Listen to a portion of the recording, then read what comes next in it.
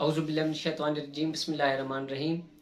अस्सलाम वालेकुम नाज़रीन, सवार के मोहम्मद अब्सार हैदरी 14 शाबानुल मुअज़्ज़म और 15 शाबानुल मुअज़्ज़म का एक बेहतरीन अमल जो कि ज़ियारत इमाम ज़माना कायम आले मोहम्मद मादी हादी हुज्जत खुदा अलैहिस्सलाम के नाम से मंसूब है।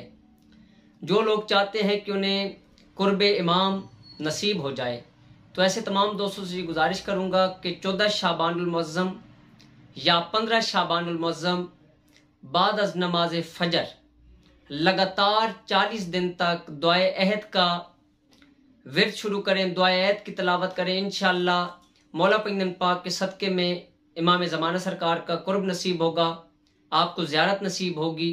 और जिस इंसान को मौला पैगंबर पाक की करम नवाजी से किसी भी इमाम की ज़ियारत नसीब हो जाए, किसी भी मासूम की ज़ियारत नसीब हो जाए, तो उसकी दुनिया और आखिरत बदल जाती है, तकदीरें चेंज हो जाती हैं, दुनिया और आखिरत संवर जाती हैं।